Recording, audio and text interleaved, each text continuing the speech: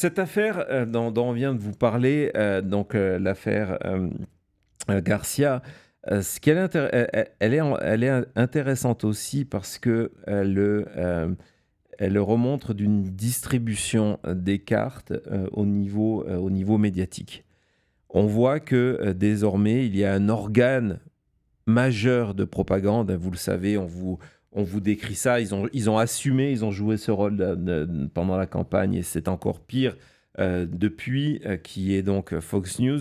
Mais que surtout, Donald Trump essaye de devenir sa propre source d'information. La Maison-Blanche, on voit que désormais le site de la Maison-Blanche, par exemple, n'est plus le feed de la Maison-Blanche sur X n'est plus un feed pour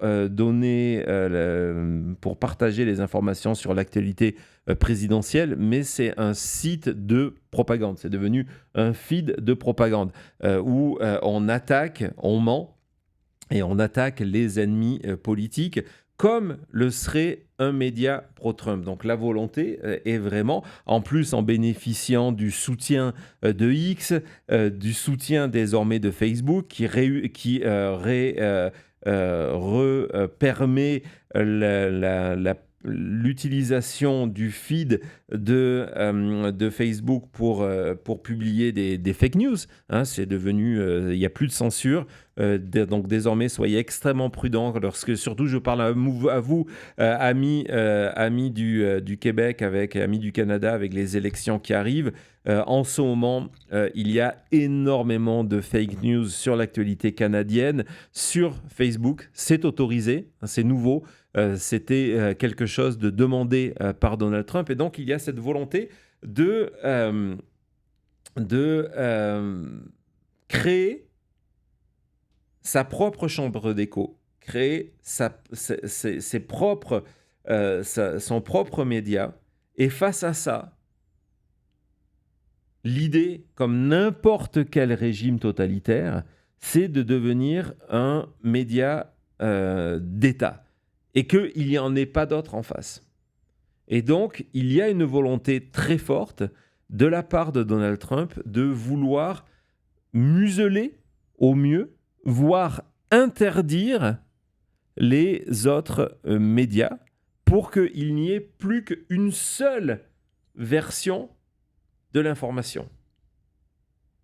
Dans cette logique-là, et c'est une logique qui est en cours qui a commencé avant même que Donald Trump arrive à la Maison-Blanche.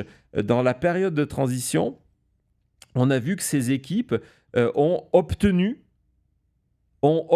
des choses qui sont absolument scandaleuses de la part des groupes qui possèdent les médias. On en revient sur ABC, par exemple, qui a accepté de plaider, entre guillemets, à l'amiable coupable, alors que leurs journalistes avaient simplement répété pas les accusations, le verdict contre Trump dans l'affaire de attouchement sexuel requalifié de viol par le juge à New York. On a vu que ABC avait mis le drapeau blanc et avait décidé de payer de l'argent à Donald Trump pour qu'il ne les poursuive pas, et donc en échange d'une tranquillité pendant sa présidence. Dans cette logique-là, en bout de course, ce seront les médias indépendants qui seront visés. C'est certain.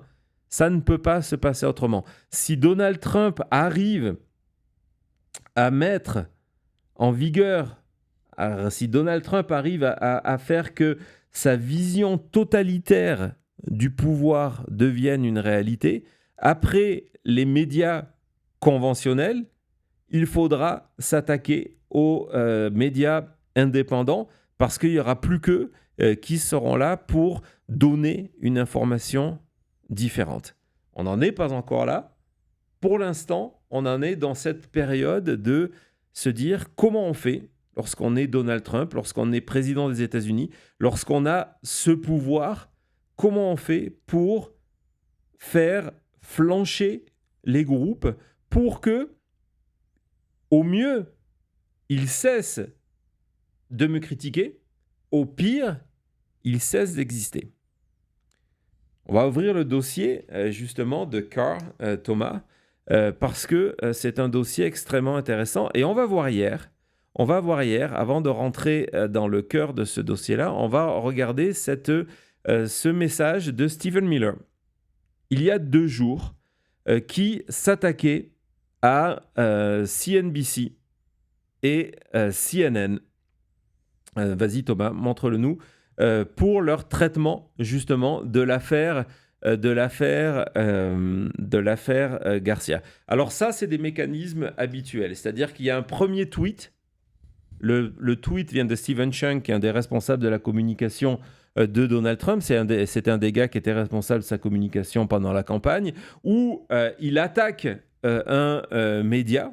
Et puis, ces tweets sont repris par tous les membres de l'administration, y compris Elon Musk, pour dire ouais, c'est une honte. Donc on crée comme ça une polémique sur les réseaux sociaux. C'est le principe de la chambre d'écho, où on se répète les uns et les autres pour arriver donc à cette critique en disant ah ben vous voilà, voyez, vous ne parlez pas des victimes, alors que on vous l'a dit encore, il n'y a aucun rapport entre ces deux histoires. Aucun rapport entre ces deux histoires.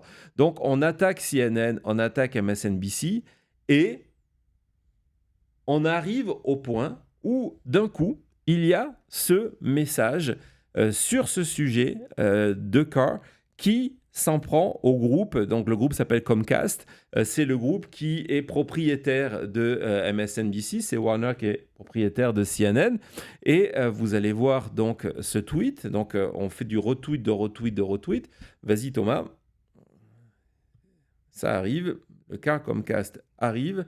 Donc, voilà. Donc, vous avez ce message de Brandon Carr. On va en parler de qui est Brandon Carr, qui, lui, s'attaque au propriétaire en disant tout ça, ça se passe. Pourquoi ce tweet est important? On va regarder, on va remonter sous le nom Brandon Carr, on va voir c'est quoi son adresse, son nom. C'est @BrandonCarr FCC. Thomas, est-ce que tu sais ce qu'est le FCC?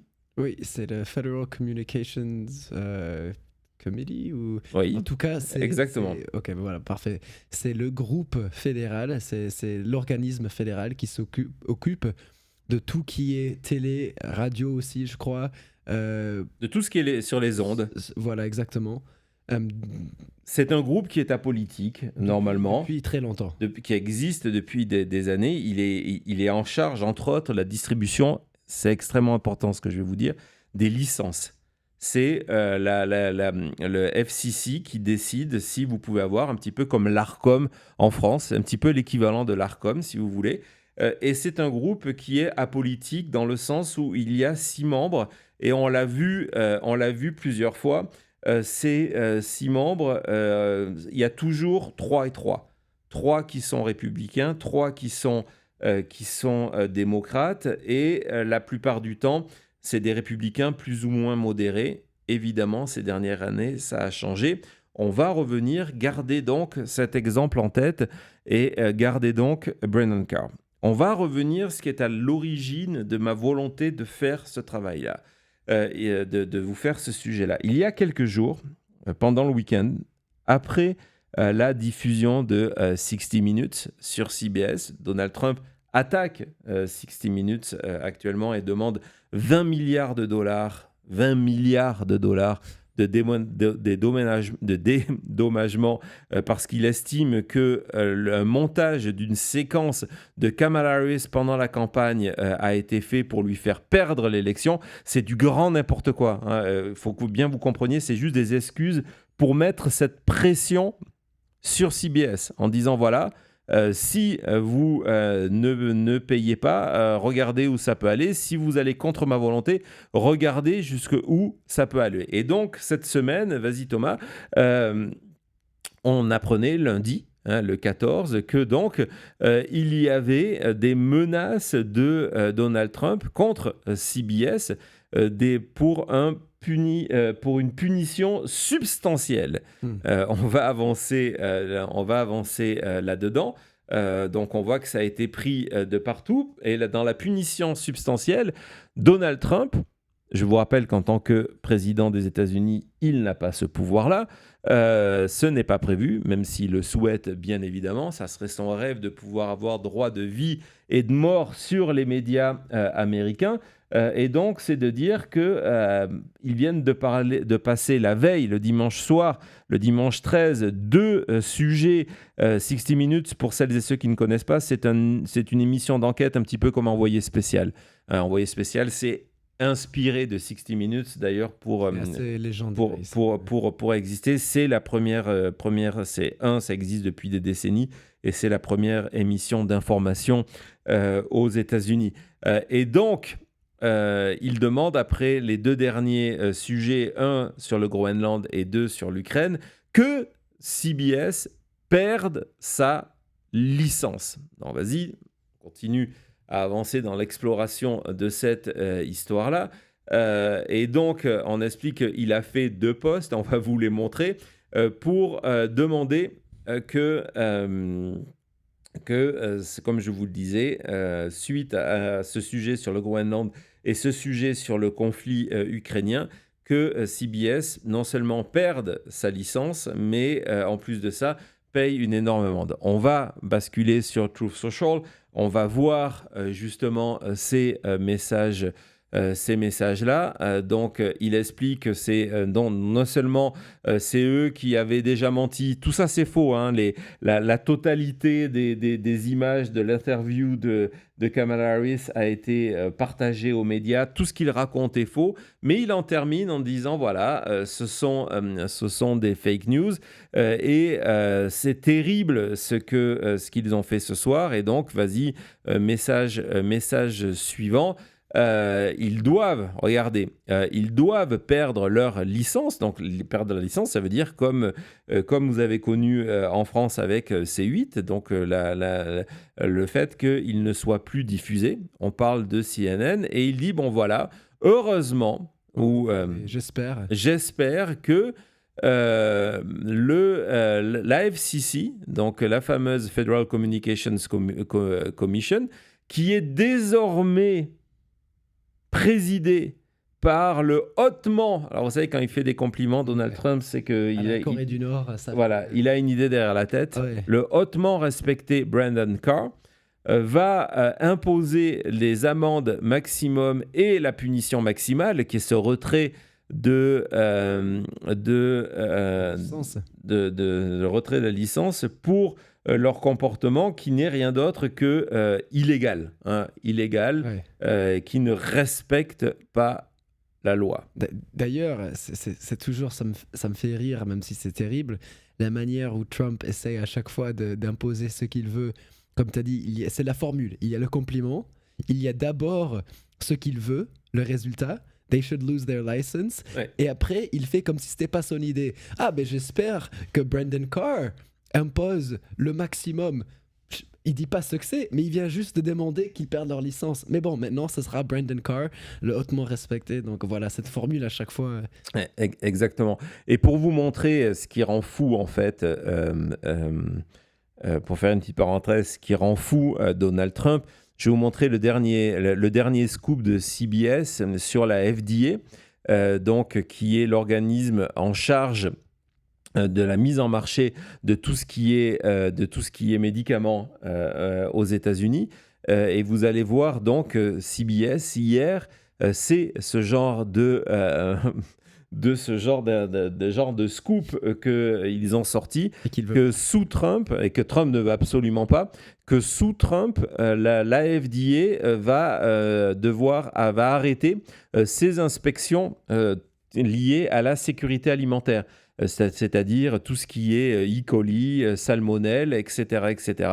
On ne s'en occupe plus, on laisse les Américains, c'est la loi de celui qui peut survivre, on laisse faire ça. Donc c'est ce genre de scoop qui rend fou Donald Trump, soyons clairs. On va parler donc évidemment de Brandon Carr. On va revenir à sa nomination récente de Brandon Carr. Lorsqu'il a été nommé à la tête de tout ça, sa première déclaration, c'est de dire, voilà, il est dans un groupe apolitique, hein, dans une administration apolitique de la FCC. Sa première déclaration, c'est de dire qu'on doit détruire le cartel de la censure et restaurer le free speech pour l'américain moyen. Vous savez très bien, on l'a vécu avec Tucker Carlson et surtout Elon Musk. À chaque fois qu'ils utilisent l'excuse du free speech, en fait, ça veut dire ouais, le free speech, c'est le mien. Hein, c'est celui de suprémacistes blancs. Et donc, c'est ça, restaurer la liberté d'expression, effectivement, comme nous le dit Bekny, que quand ça les arrange. Donc ça, c'est sa première déclaration. Vous voyez que déjà, pour quelqu'un d'apolitique, c'est pas mal, mais ça va aller plus loin. Elon Musk qui retweet comme s'il avait 13 ans, quoi, qui le soutient aussi. Donc on voit déjà apolitique. Il remercie Trump. Elon Musk le reprend ses tweets. Ouais, en disant qu'il est based, donc il est dans la réalité. Hein, que nous sommes dans le monde des bisounours, que lui est dans la réalité. Et on continue. Et donc là, on voit que son premier pledge, c'est de dire ce qu'on va faire, c'est qu'on va arrêter tout ce qui est promotion du DEI, donc Diversity, Equity and Inclusion Efforts. Attends, on va arrêter, couper? Oui. Mais c'est liberté d'expression. Ben non. Ah mince. Voilà. Non, voilà. Non, d'accord. Voilà. Alors, ce qui est intéressant, évidemment, Brandon Carr, c'est qu'il a un rapport très... tout à l'heure, tu viens d'en parler, Thomas, avec Elon Musk. C'est quelqu'un qui est avec Elon Musk et au-delà de ce qui nous fait un petit peu avoir ce sourire quand on en parle, c'est encore une fois une histoire d'argent. Quand Thomas, là, on est en train de parler de CBS, quand Thomas vous a parlé de la FCC, il vous a expliqué que c'est tout ce qui est ondes et tout ce qui est communication aux États-Unis. Ce qui veut dire que c'est aussi tout ce qui est communication téléphonique. Vous avez désormais une personne pro-Trump et apparemment, vous allez voir, pro-Musk qui est en charge de tout ce qui est non seulement médias, mais télécommunications aux États-Unis. C'est quelqu'un qui a entre les mains des marchés de plusieurs milliards de dollars qu'une compagnie, je crois qu'elle s'appelle Starlink, figure-toi Thomas, une compagnie qui s'appelle Starlink, qui appartient, je crois, à Elon Musk, souhaite conquérir. Et donc, depuis le milieu des années 2020, 2021, 2022, depuis le début des années 2020, Elon Musk cultive cette relation avec Brandon Carr. On va aller voir justement cet article de Politico qui en a parlé il y a quelque temps en disant, bah tiens, c'est extrêmement intéressant parce que Elon Musk est en train de créer des relations avec un bureaucrate, quelqu'un qui n'est pas une star de la politique, mais qui est responsable de marchés de plusieurs milliards de dollars. Et donc ça, c'est avant l'élection. Hein. C'est avant l'élection. Regardez, c'est que si Trump est élu, c'est quelqu'un qui sera en position de funnel, donc transférer des millions de dollars à Elon Musk. Milliards. C'est ce qu'on des milliards. Il a dépensé 250 millions, à peu près, disons, des centaines de millions de dollars. Presque pas 300. Pour en gagner des centaines de millions, mais pour en gagner des milliards. Des milliards de dollars, ouais. Et donc voilà, on voit encore une de ces possibilités. C'est pas celui dont on parle le plus, non. mais il rapporte. On va justement continuer dans tout ça. Et donc, ils expliquent En plus de ça, on va voir plus tard, Brandon Carr est un des co-auteurs du projet 2025. Celui que Trump ne connaît pas. Non, le monde est tout petit. Et donc, c'est quand même qu'un gars en charge des télécommunications existe dans l'univers conservateur et des rapports avec les associations conservatrices des États-Unis, c'est pas nouveau. Mais que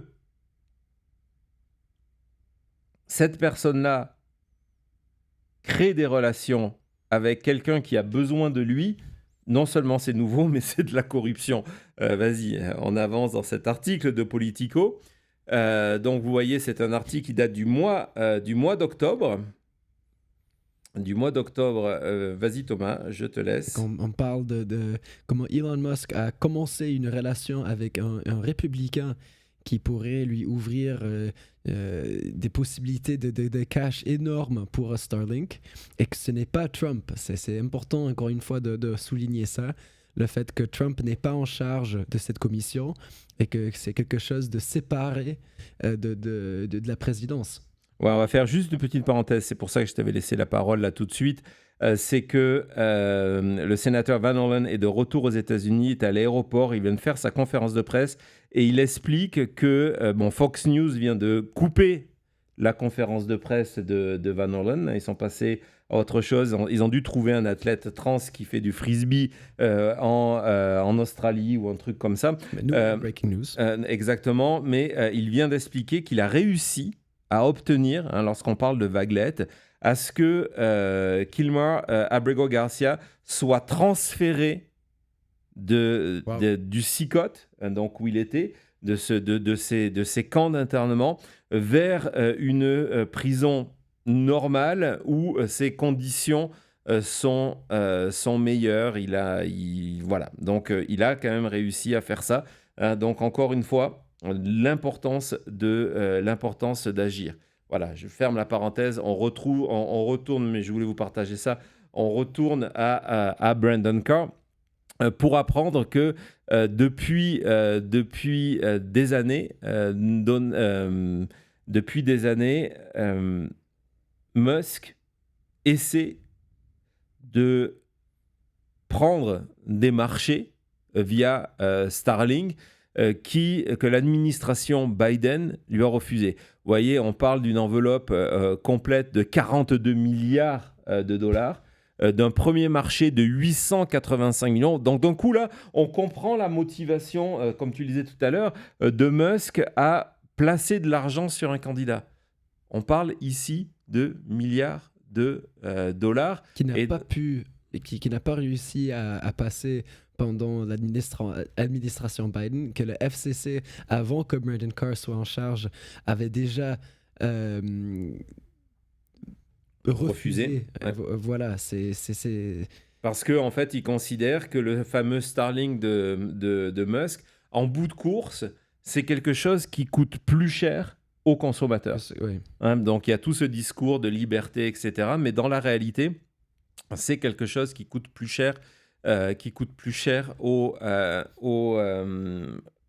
consommateurs américains par rapport à toute l'installation de matériel que ça nécessite pour utiliser le signal, et que donc l'administration avait préféré faire que son plan de relance de l'Internet aux États-Unis passe par la fibre optique.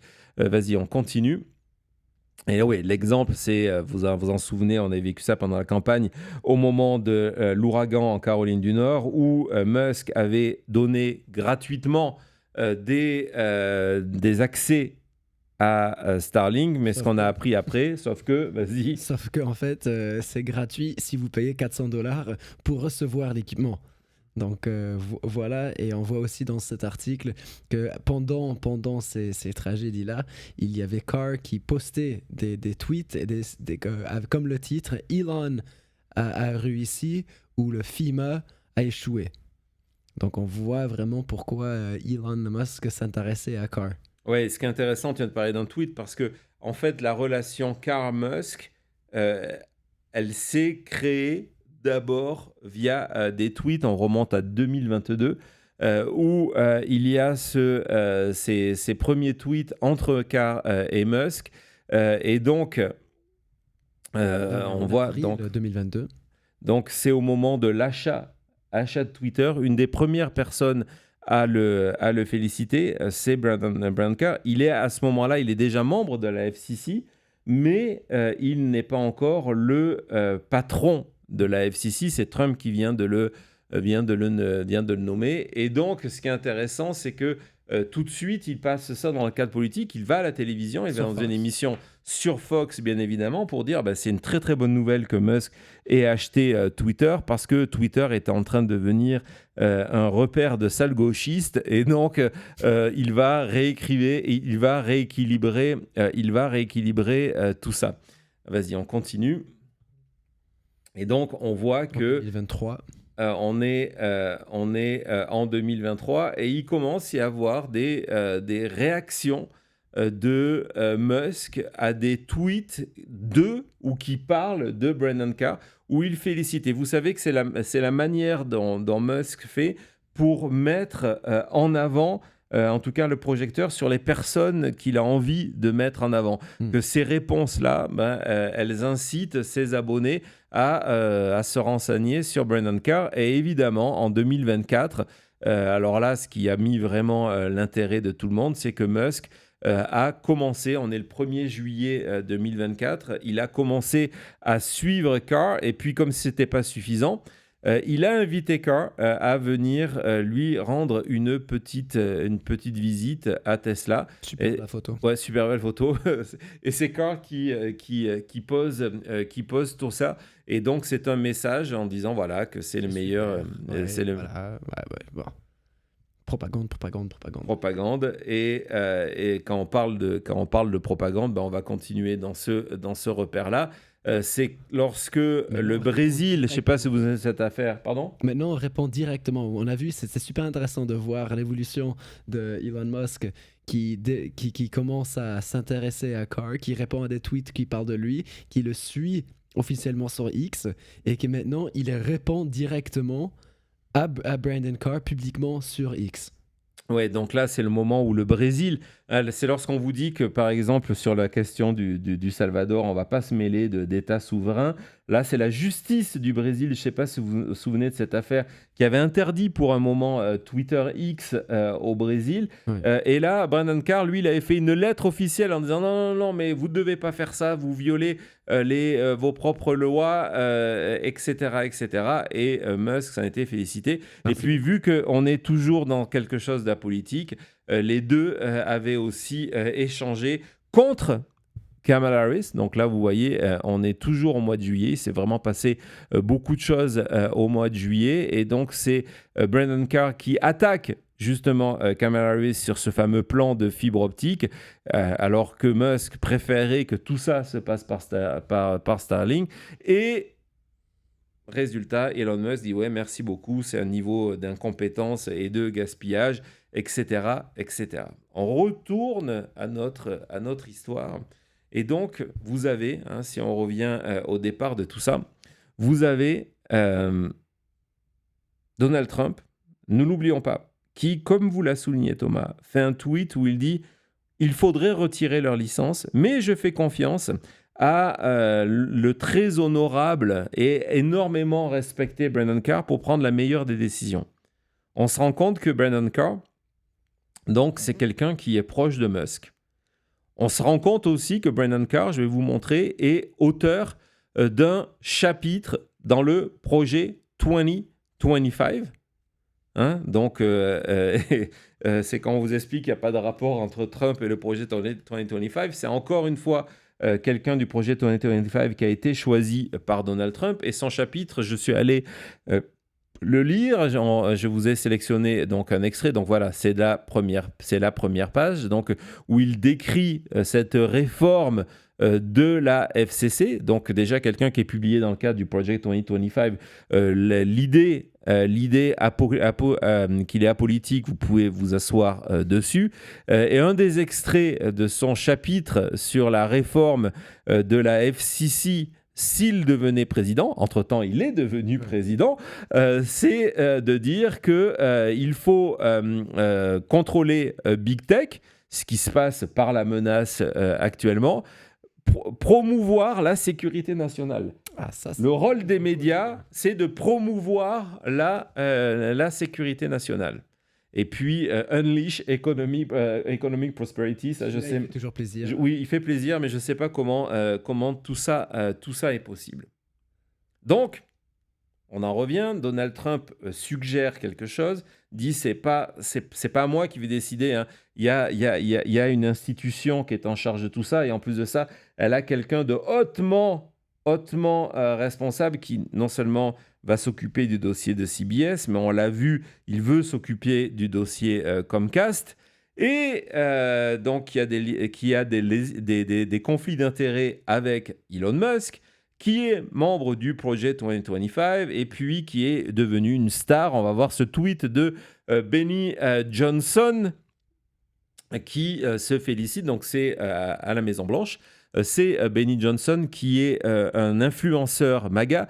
C'est lui dont le nom a été publié avant la campagne avec des preuves qu'il a reçu de l'argent de Moscou pour faire de la propagande aux États-Unis contre l'Ukraine. Hein, vous voyez le personnage dont Benny Johnson est tout heureux de poser avec le directeur Unstoppable. Donc l'on ne peut pas arrêter de la FCC, Brandon Carr, en disant que il a le free speech à cœur, hein, ça fait partie de son ADN. Qu'est-ce que ça veut même dire ? Vous avez compris que ça ne veut absolument rien dire et que c'est juste une excuse pour le free speech, c'est de justement enlever la liberté d'expression et créer un média aux ordres de Donald Trump.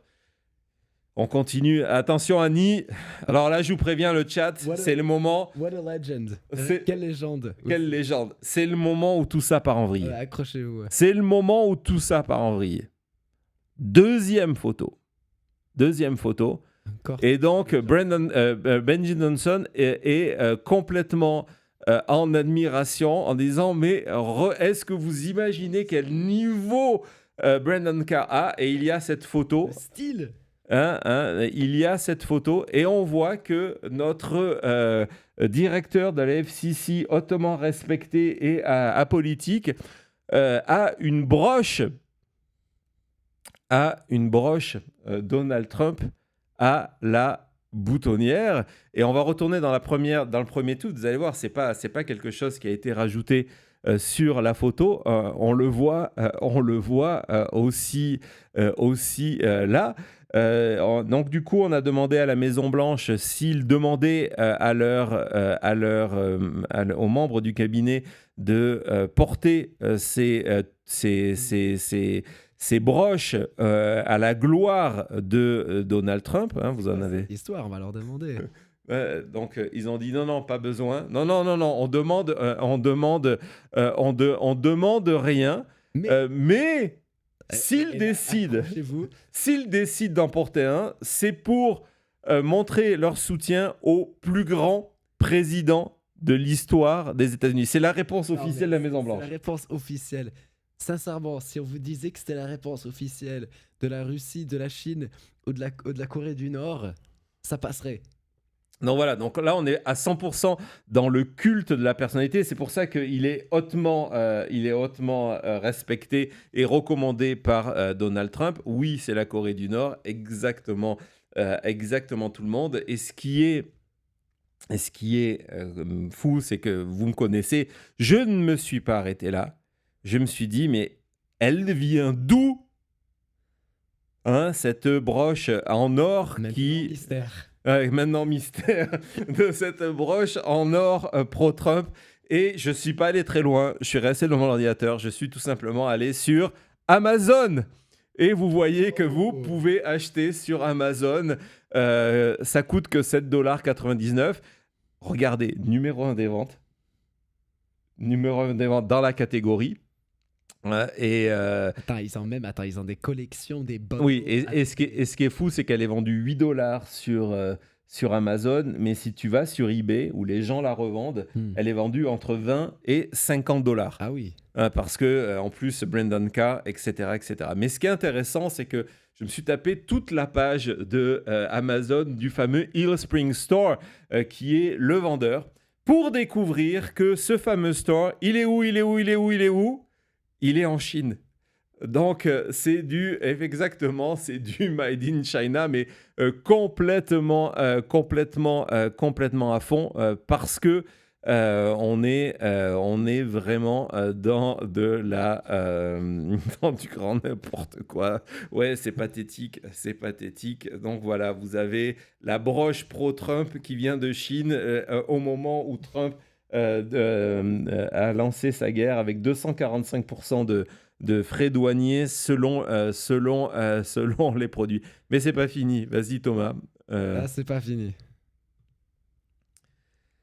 Donc, ce qui est, en revenant au début sur CNN, sur CBS, les attaques de Trump, c'est qu'on dit, bon, on ne comprend pas trop pourquoi Trump a pété les plombs sur ces deux segments. J'ai regardé les deux segments pour préparer l'émission. Ils ont un point commun, c'est que les deux mettent des officiels. D'un, il y a Zelensky. De l'autre, il y a tous les responsables de l'administration, de la petite administration du Groenland qui attaquent Donald Trump. Hein, du côté de Zelensky, par exemple, il explique qu'il y a en ce moment une dominance de la pensée russe à la Maison-Blanche. Et que lorsqu'on revient, c'est la première fois qu'il s'exprimait sur sa fameuse visite au bureau Oval, et il dit, ce qui est clair, c'est que J.D. Vance m'a tendu un piège, et que J.D. Vance, dans la réalité, il défend le point de vue et les éléments de propagande de Poutine. Donc, il y a cet élément-là qui est partagé aux Américains. On vous le rappelle, c'est l'émission la plus populaire des États-Unis en termes d'information. Donc, vous avez un représentant, un leader dans notre pays qui dit « Non, mais attendez, attention, la Maison-Blanche, c'est la chambre d'écho de Poutine actuellement. Et Vance, il est encore pire que tout. Oui. Et le Groenland, c'était pareil. En gros, de dire, mais attendez, il n'y a personne au Groenland. Il y a un maire qui a parlé. Je crois qu'il y a le ministre qui a parlé en disant, mais il n'y a personne au Groenland qui veut. C'est faux lorsque Donald Trump... Parce que si vous regardez Fox News, si vous écoutez Donald Trump, la vérité officielle, c'est de dire que le Groenland désire devenir américain. Il faut bien que vous le compreniez vu d'Europe, parce que c'est peut-être quelque chose que l'on ne vous dit pas, c'est que la manière dont Trump parle du Groenland et les médias pro-Trump parlent du Groenland, c'est à chaque fois pour dire que c'est le désir des habitants du Groenland de devenir un État américain, ou en tout cas de tomber sous l'autorité américaine. Et là, ces deux segments disaient le contraire. Donc ça, c'est un élément. Mais le dernier élément, et c'est celui qu'il faut toujours garder en tête avec Donald Trump, c'est que les menaces de Donald Trump, elles ont un timing qui est excellent. C'est qu'elles sont publiées le jour où Paramount, qui est le propriétaire du groupe officiel, du groupe de CBS, est en train de négocier avec Donald Trump un arrangement à l'amiable pour ces 20 milliards de dollars. Donc Donald Trump, en faisant ces menaces, non seulement il souhaite museler l'information, mais dans des négociations, il se passe en position de force en disant « Mais attendez, vous me proposez que 100 millions ? Non mais moi je veux 1 milliard parce que regardez sinon ce que je peux faire. » Et pour Trump, et comme c'est souvent le cas en politique, et encore plus lorsque vous avez une administration corrompue, c'est « follow the money ». À tout de suite.